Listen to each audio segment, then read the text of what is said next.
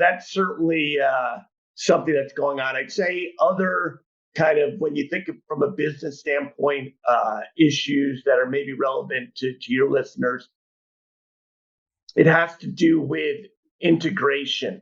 So integrating companies, I should say. So I mentioned earlier, we have this Gellert Global Group holding company. And in that, we've got different importing businesses. And I run one of them called Comerican. We have another one called Atalanta, another one called JF Braun. There's 5 of them in total. And one thing we are embarking on is bringing all 5 companies together.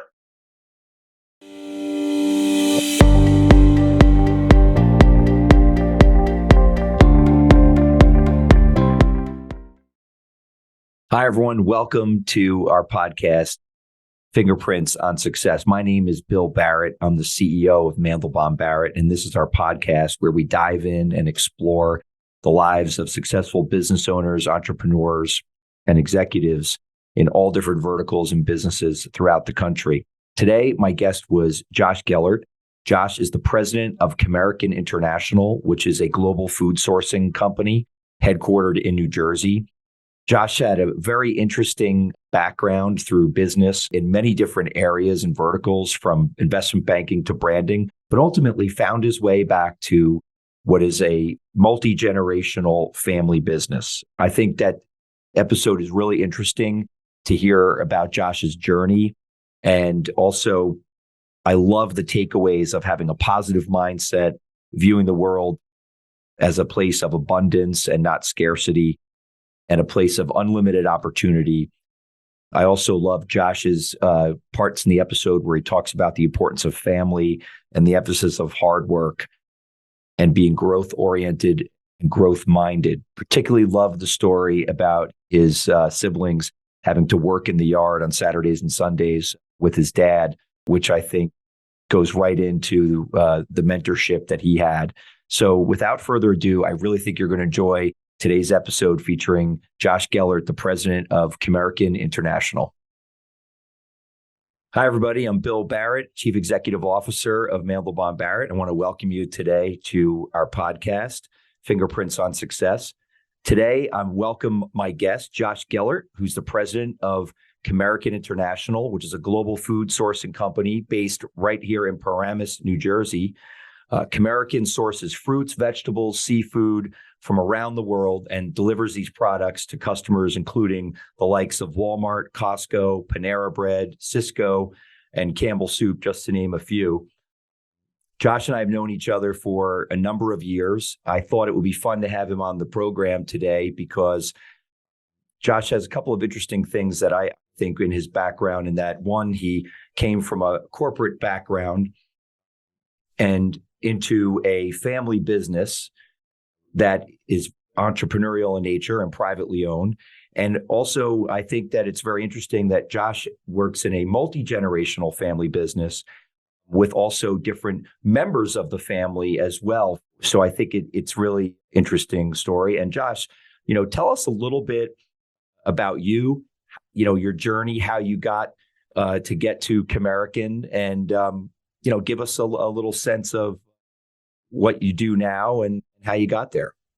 Okay, so living in California, working at Nestlé and Haagen-Dazs, and I get a call from my cousin Tom, who's at our food importing business in New Jersey, saying, hey, we've recently acquired another company, and the guy who runs it probably has 5 to 10 years left in managing this company. Would you come back east and join the family business with the goal of taking over from this gentleman that was running this new division? And it was a really tough decision for my wife and I. We had 3 little kids in California. I loved working at Nestle. She had a great career herself. We loved Northern California. And it was one of these forks in the road decisions. Do you live your life in California, or you go back home to New Jersey? A lot of sleepless nights, to be honest. We weren't really sure what to do, and we decided to go for it. And we ended up making the move back to New Jersey. It was probably, 12 months later by the time the kids finished up school. But we got to New Jersey, joined the family business, which Bill mentioned, this food importing business, a global sourcing business. And it was one of the best decisions I ever made. And, working in a family business, I love my family, and you're never sure what it's going to be like working day in, day out in a family business. It's my uncle's business. My dad his brother has been at his side for 50 years. They are 85 and 82.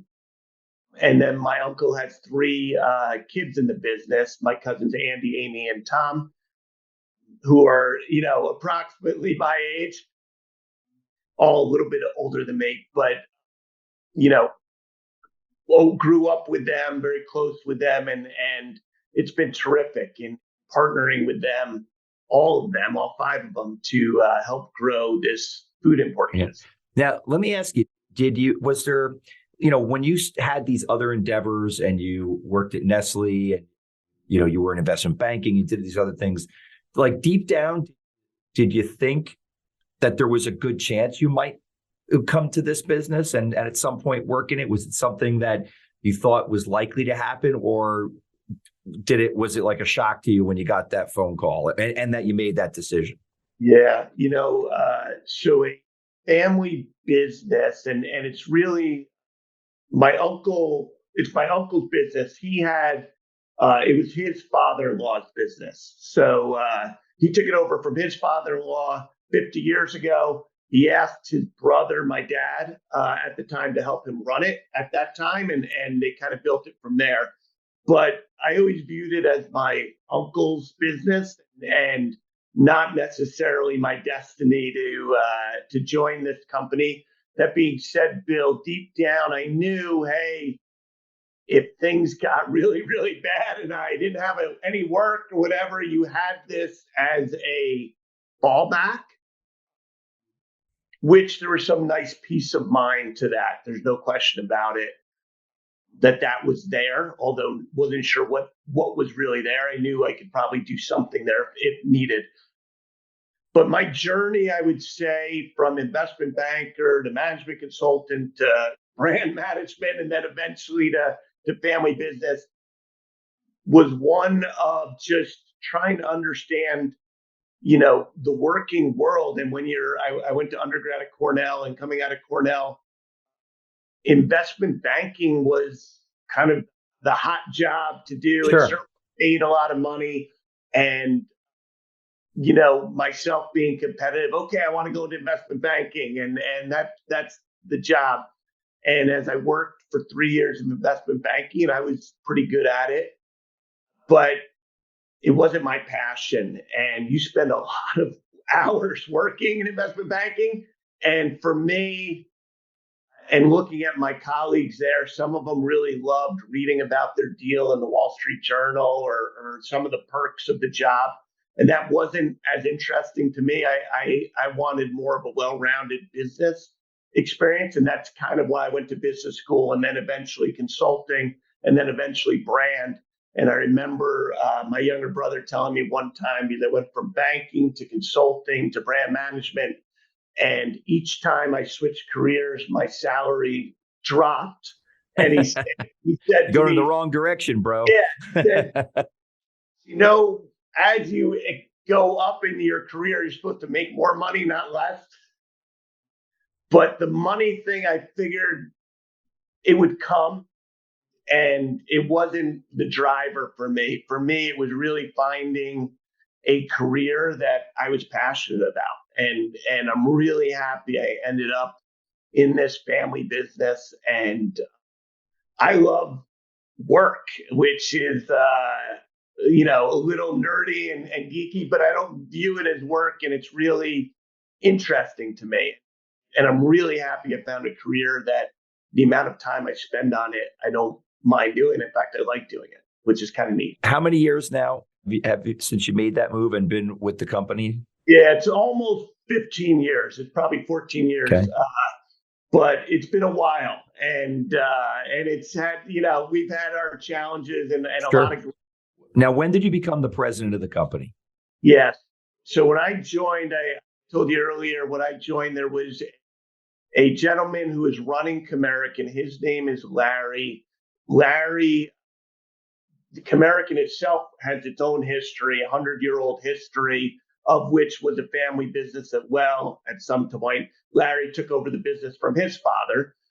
The Gellert Global Group, our umbrella holding company, which Comerican's part of, is Larry was running the Comerican division and said to my uncle, my dad, hey, I'm going to be retiring in the next 5 to 10 years. Let's bring in the next generation. I joined Comerican. There was maybe 30 people there, and we were doing probably $140 million in sales. This is 14, 15 years ago. And Larry and I worked together for 10 years of those 15. And I did different roles along the way. Started in sales, then moved to procurement, and then eventually moved to kind of administration, overseeing the company with Larry. And Larry was a terrific mentor for me.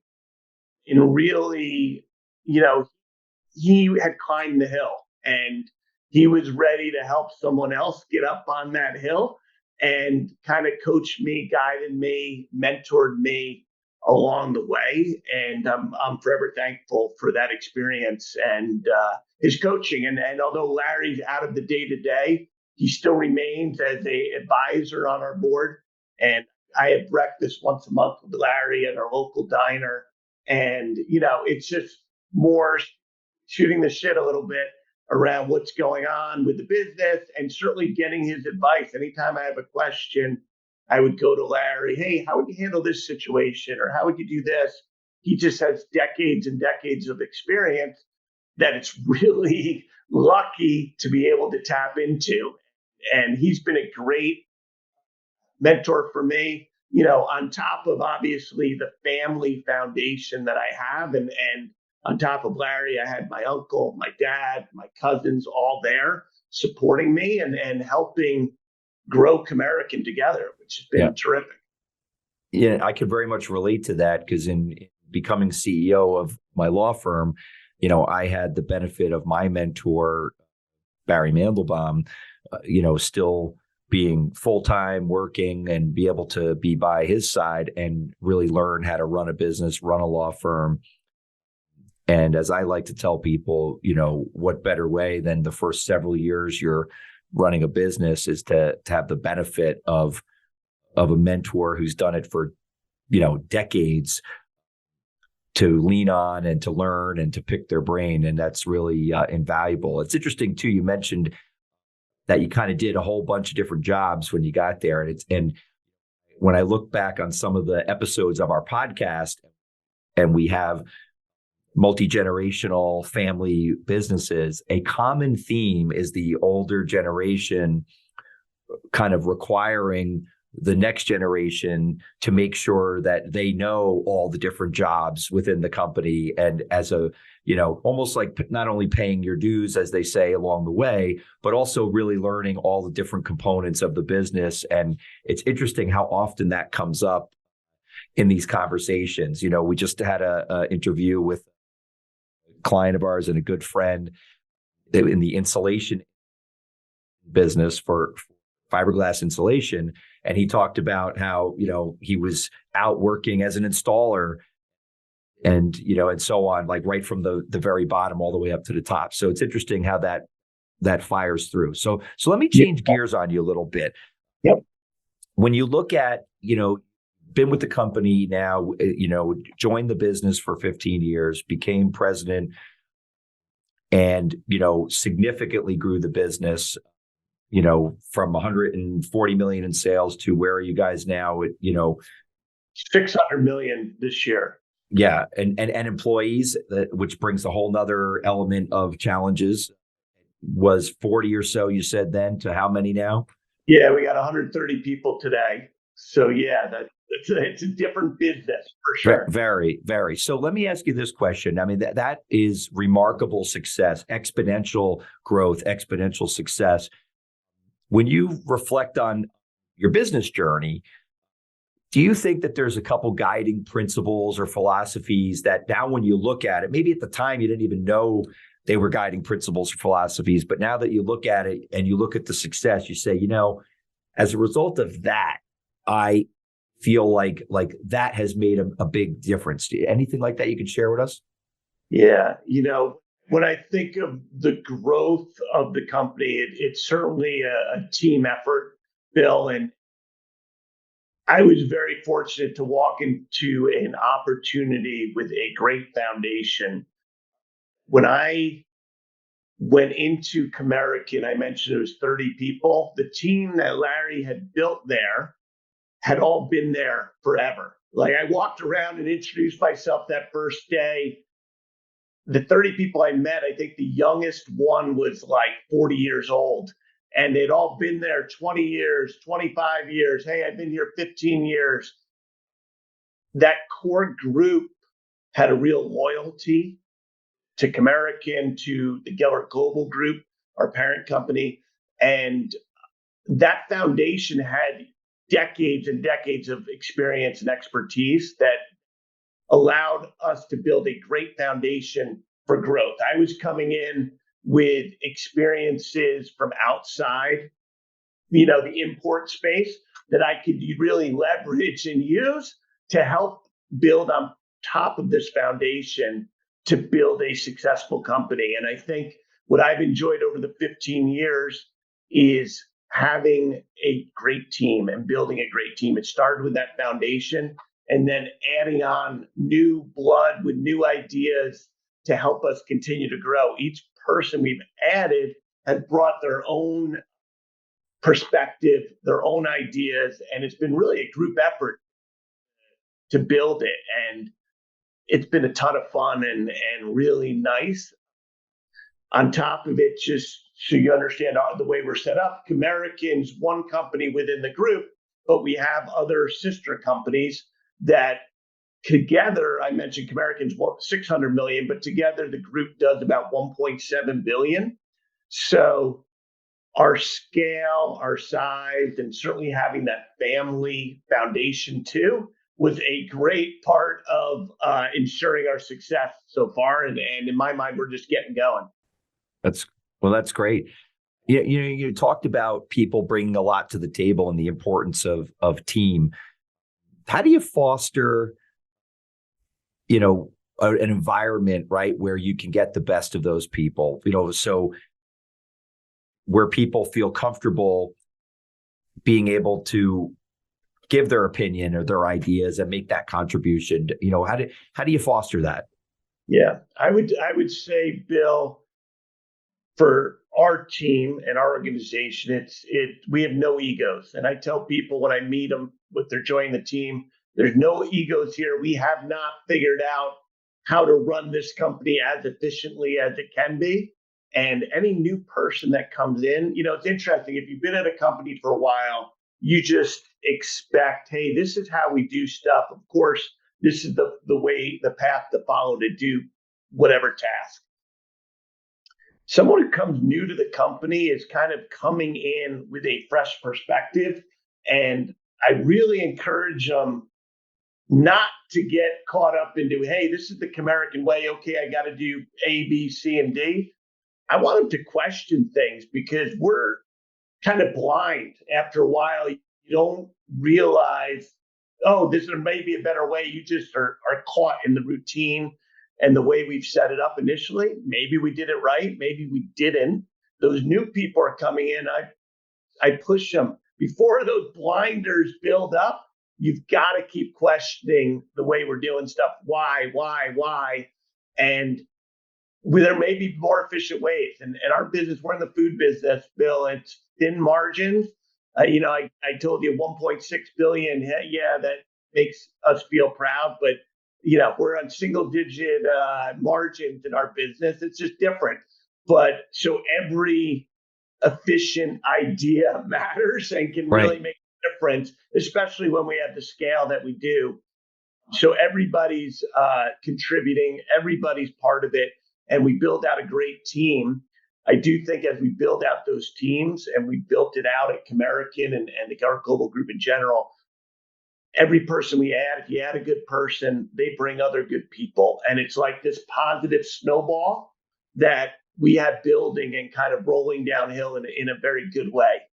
Yeah, the old birds of a feather. You Exactly. know, I think that sometimes some of the best new lawyers that we get in or new employees to the firm are often the introductions of the people that are already there, that are part of the culture, and they see somebody that they think will thrive in the culture. And it's amazing how those folks seem to like work out incredibly well, almost 100% of the time, which is kind of interesting. Yeah, it's a good point. On the culture standpoint, and certainly, listen, our group, 130 people, 140 people at Comerican. The group has about 550, 600 people.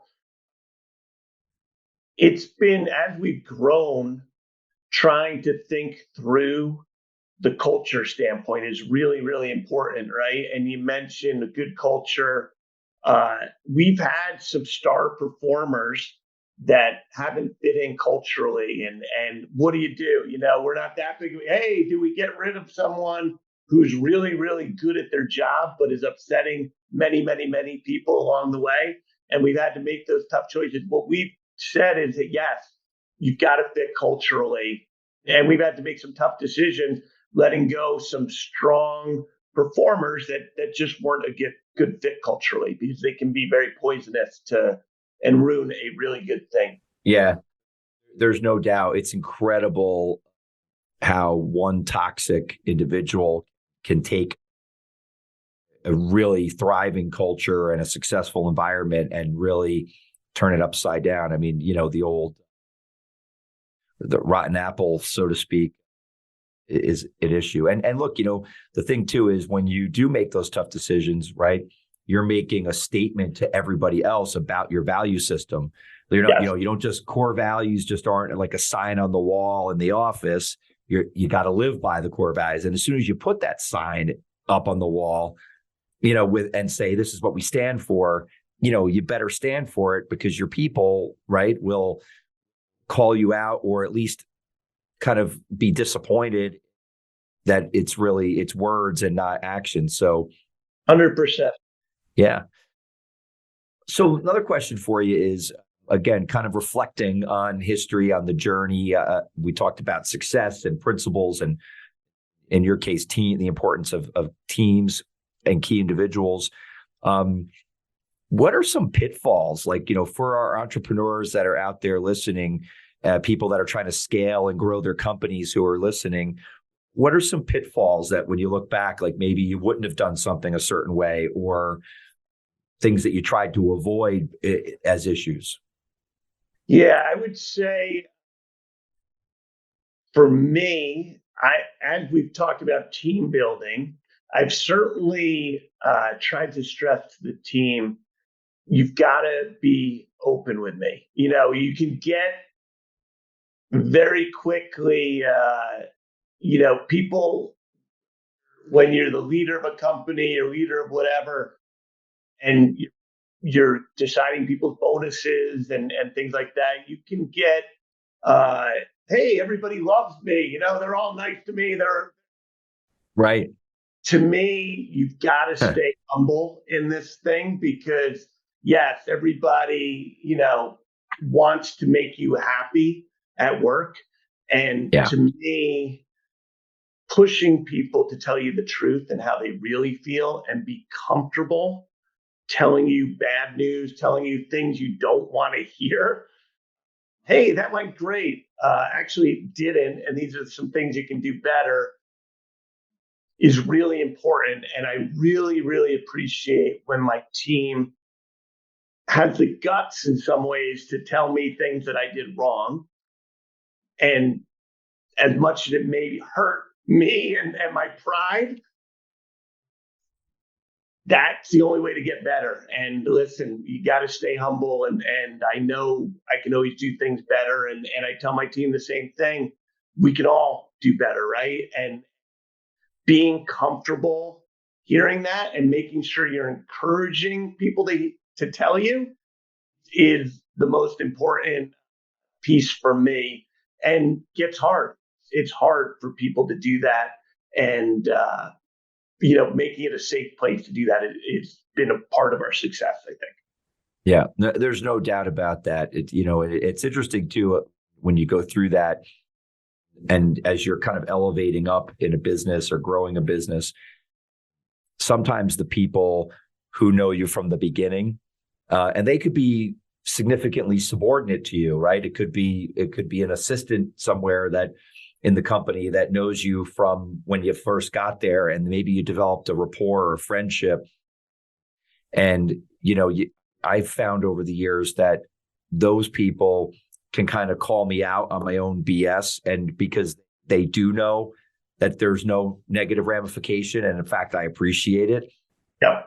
And creating an environment where the newer person can respectfully but confidently be able to express the same things that's a hard thing to do, because you don't necessarily have the history. They come in the door where you're already the boss, and it's a different dynamic than the person who used to go have a sandwich with you at lunch, right? So 100%. yeah, it's kind of interesting to reflect on that. So earlier you talked a little bit about Larry. I want to just segue into, there's a few reasons why our show is called Fingerprints on Success, but a big part of it is talking about most of the successful people that we know, entrepreneurs, business owners, clients. It's very common that people have one or more key mentors that really made a difference. So when you reflect, on your success and how you got here, what are some of the things about, the people that mentored you or the experience you had that made a big difference for you?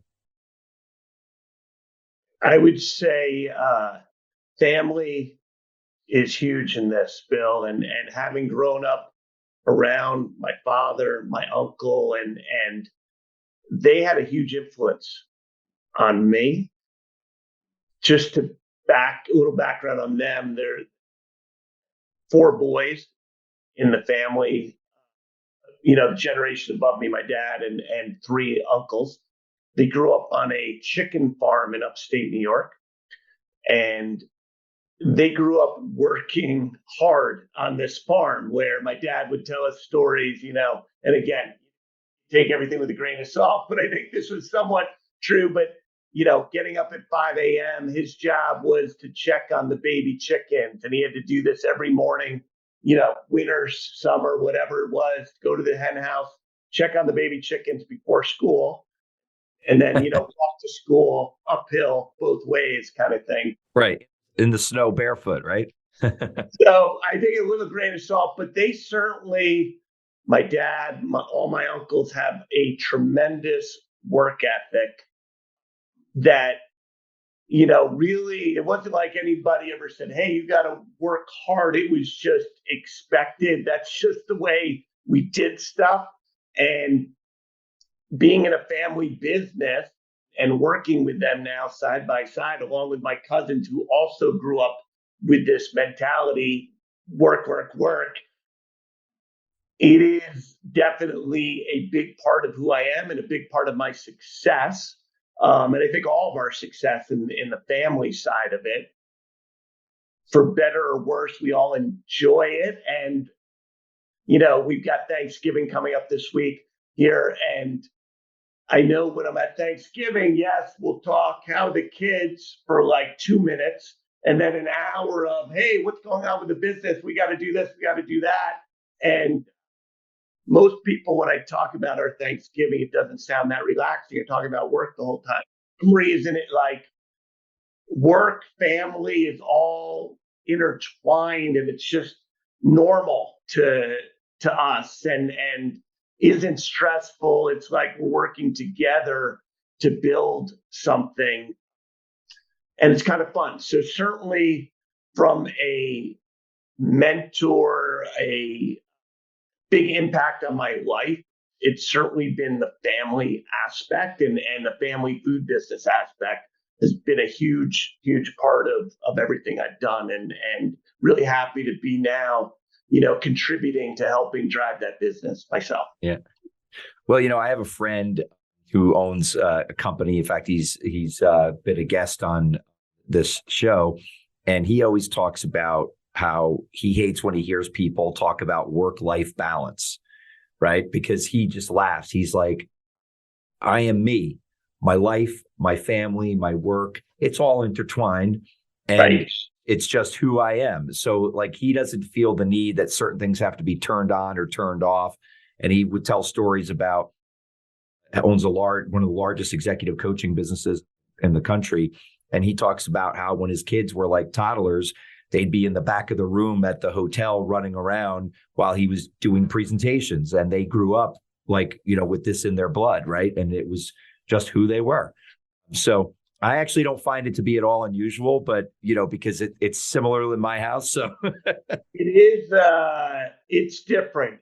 And certainly, I know I sat around the kitchen table hearing stories about work and learning about it. And certainly my kids ask me, and you just learn a tremendous amount from those offhand conversations or being around them that helps me today. And I think is part of that foundation that I have that's allowed me to be successful for sure. what's great. And one of the things I wanted to ask you too, Josh, is, and this is always like something that I get a lot of different answers for. Let's talk a little bit about a current events topic, right? There's a lot going on in the world right now. Unfortunately, more craziness and things that we wish weren't happening in the world. But when you think about kind of a current topic or issue that's kind of front of mind, that's hot for you, that you're navigating or dealing with right now, what's something that you can share with our entrepreneurs and business owners out there that is kind of front of your mind these days?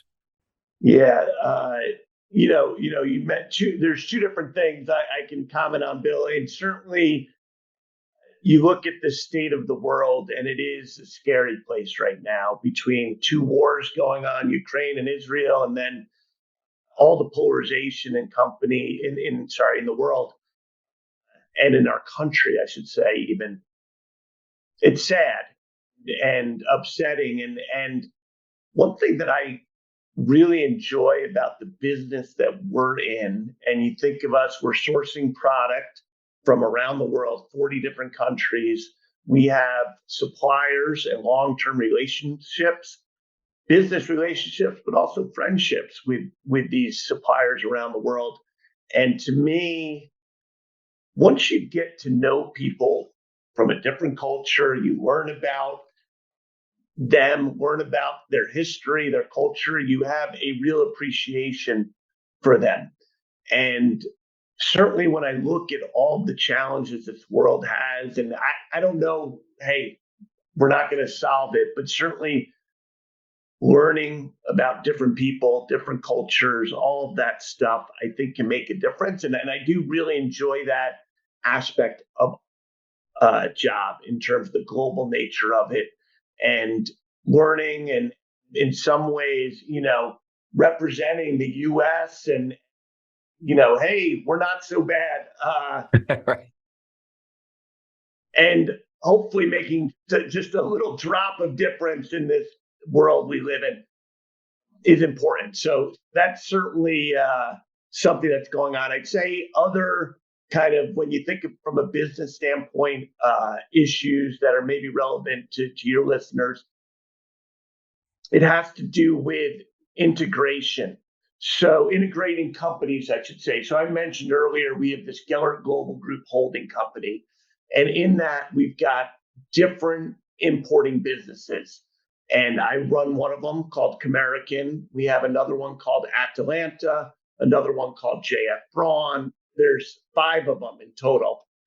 And one thing we are embarking on is bringing all 5 companies together as one team. They've been run independently, but as I've spoken to my cousins and my uncle and father, the idea is, hey, let's bring them together, leverage our scale. Instead of being a $600 million company, now we're a $1.6 billion company as you add them all up.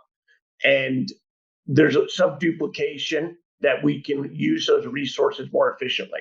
So, okay, going from managing a team of 140 people to 600 people. That's a big difference. We've got a bigger team to help us. And certainly my cousins who manage the other parts of the business will all work together to manage this bigger company. But one of our biggest challenges in bringing this company together is our foundation as a family business. We pride ourselves on knowing all of our employees, having relationships with all those employees. And okay, that worked when I joined a 30-person company at Comerican. It got a little harder when we got to 140 people. Now we're talking about 600 people.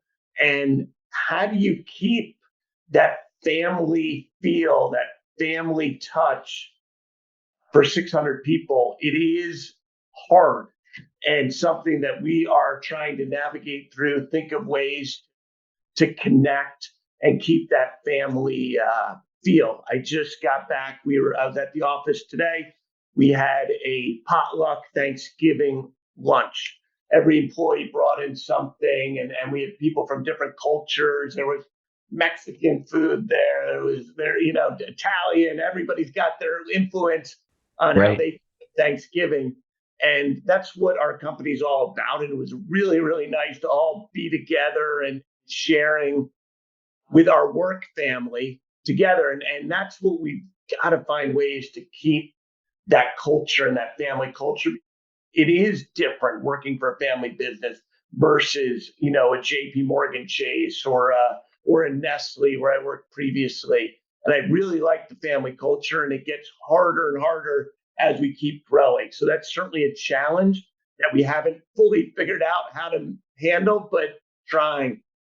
Well, as you figure it out, we'll have to share notes because, one of the things that I've always been very proud of with our law firm is I've always talked about that we're very much run like a family business, and it's very personal, and we know each other, and knowing who every single employee is. And now that we've crossed over the 200 employee mark, I completely relate to what you're saying, because that starts to become a challenge, and now all of a sudden you have leadership teams and people that are responsible for different things. And, for the first time, there are people who get hired in different positions that I don't meet first. There used to be a rule that you couldn't walk in the door unless you met like Mr. Mandelbaum and me. And now that would be, at every position, that would now be impossible. So when you figure it out, I want the cliff notes on that. Okay. Yeah, we're living parallel lives for sure as both businesses have grown and similar. I used to like meeting everybody. The culture is so important. Everything we've been talking about, it's impossible. You don't have time. I used to meet one-on-one with the all new employees. Now I do a group lunch together. Like, you've got to find ways to scale it more. Yeah. But at the same time, I really like touching the employees and getting them to know me, the family, and that's really an important part of our business. Yeah. So that's a perfect segue to, as you reflected on the journey that you've had and talked about, and your mentors and what that meant. What do you do now to try to kind of pay it forward? And, do you have kind of, an intentional approach to how you try to mentor people that are coming up in your organization? Yeah, no, the pay it forward thing is interesting. I think about my path and my journey from, hey, I want to be an investment banker. That's the cool thing to do. And that's where the money's at, and the movies and all that. And in some ways, okay, that was part of my journey, but I kind of knew, you kind of hit on it. Hey, you always grew up around the food business. You knew the food business, and maybe hindsight's 2020, but to me, there were steps along the way that maybe I could have skipped if I knew to follow my passion and not follow the crowd. And so for me, I know I've always had a passion for the food business. That's where I grew up. But there's also folks out there that are interested in the food business, but it's not so sexy per se. And in terms of, so to me, a real passion of mine is trying to interest students. For me, it's the food business, but the same message is whatever your passion is, don't chase the dollars, chase your passion. And right. And as your brother pointed out to you, when you were chasing your passions, you kept making less money. So making less money. That's okay. I think you can be successful and you want to love what you do, right? We've been talking a lot about it's not work, and some of the people you've had on this podcast don't think of it as work. And I think that's the key to being happy and finding a job you don't mind doing. And it's fun. It's a hobby in some ways and interesting. And to me, trying to get that message out to the younger generation. And I'm on an advisory committee at Cornell around the food business. So it's people around the food business that have been successful. It's interesting, at Cornell Business School, which Cornell has agricultural roots, right? So it started as a business program for farmers and teaching them how to learn the business side of farming, and it's evolved from then.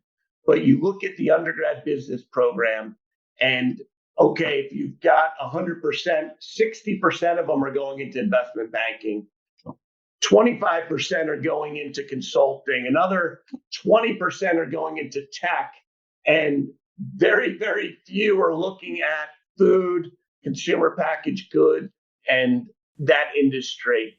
Right. And they're all,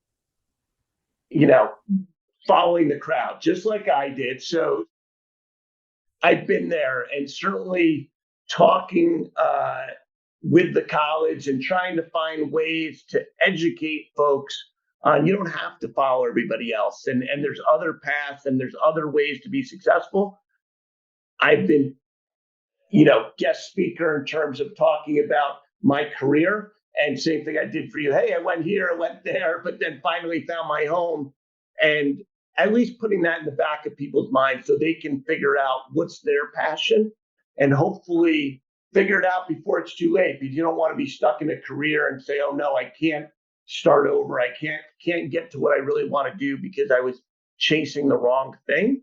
And certainly life goes pretty fast, as you and I know, with our thinning hair and gray hair. It's like unbelievable.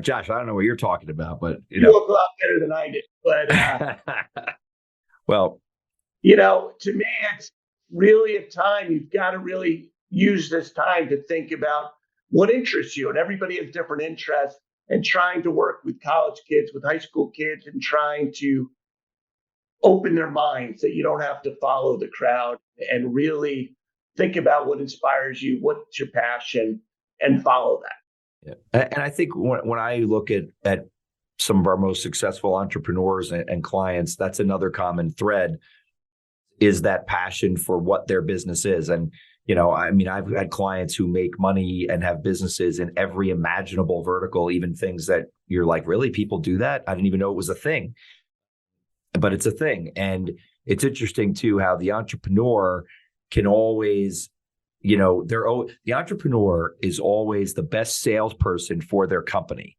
because they are passionate about whatever their product is, their service is, their product and service. It's their baby. They're more passionate about it than anybody. And when they convey it or they talk to someone, they're able to penetrate, so to speak, so much more effectively. And it's because you can't fake that aspect of things, right? You're either like, you really feel it or you don't. And other people pick up on whether you feel it or you don't, right? Really good point.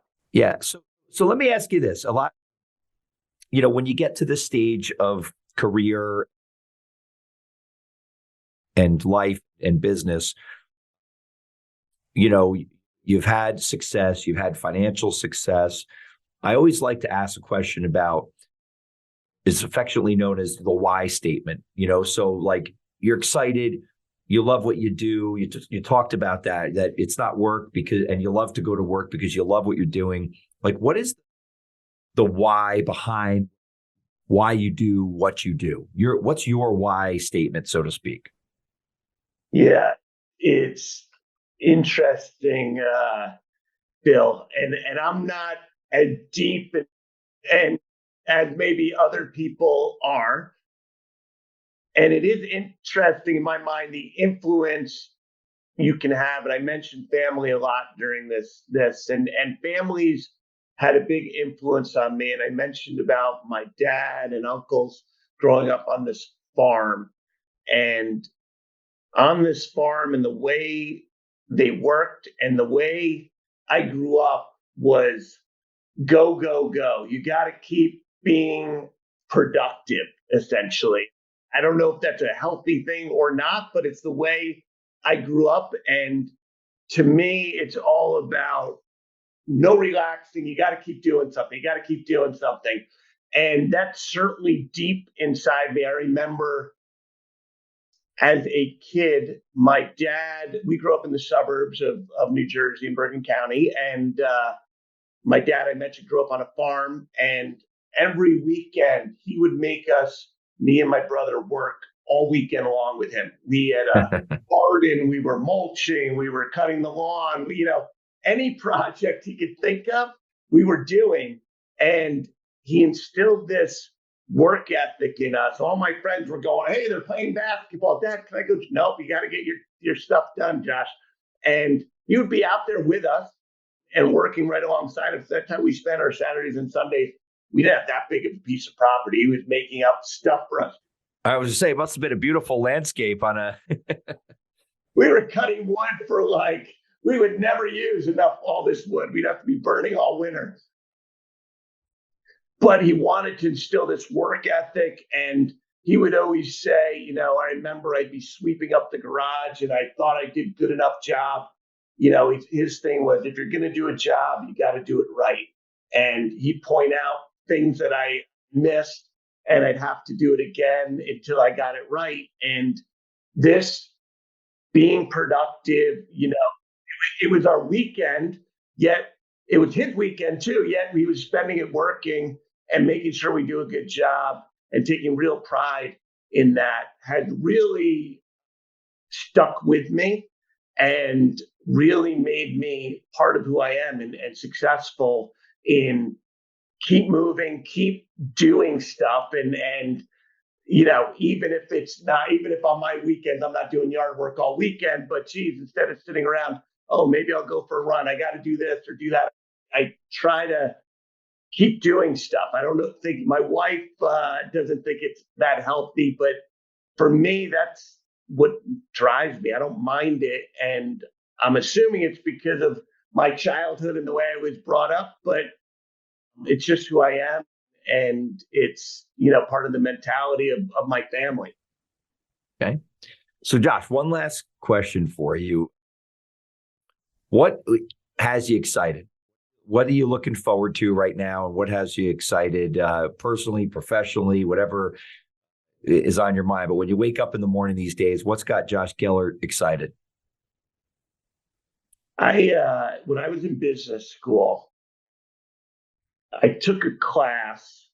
Oprah Winfrey taught a class. This is we were at Northwestern at Kellogg, and she taught a class one semester at our business school. And I signed up for the class, and her class was kind of business 101, but it would bring in different leaders across the industry, across the political spectrum. If we were talking about China and opening up China, she brought in Henry Kissinger as her guest speaker. Talking about the internet, she brought in Jeff Bezos. We were talking about civil rights, she brought in Loretta King. Every week, it was like one star after the next. Wow, that's some class. Holy cow. Bill, and really an amazing experience. And as you listen to these super successful people week after week, you take away certain things. And one that stuck with me was Jeff Bezos. And Jeff Bezos back then, this is 1999. So Amazon wasn't what it was today. It was probably selling books back then and a couple other things, but nothing like the behemoth it is today. And what he said stuck with me. I didn't realize who he was going to be at that point. I would have asked for a job, but but the his take was, listen, I view the world as opposed to fighting over a piece of pie. I view the world as unlimited. There's unlimited opportunities out there, and you don't have to fight over every little piece. Let's grow it even bigger and make it bigger. And to me, that's optimism and that open ending opportunity Abundance. stuck with me. Like when I tell our team, we can do anything. We can import and source anything from all over the world. And for us, it's just, we only have time limitations. And you got to figure out there's 100 opportunities to chase. What's the right 100 to chase is the key. And that's the key to me. There's unlimited upside, unlimited growth, and exciting things ahead for our company that keeps me jumping out of bed every morning in a good mood. Well, I think that's great. And I think it's a perfect place to end it. So, Josh, I want to thank you again, Josh Gellert, for coming on our program. I think a lot of interesting stories and philosophies for our entrepreneurs to think about and to listen to. And again, thanks for being a great guest. Thanks for having me, Bill. This was a lot of fun. All right, Josh, take care.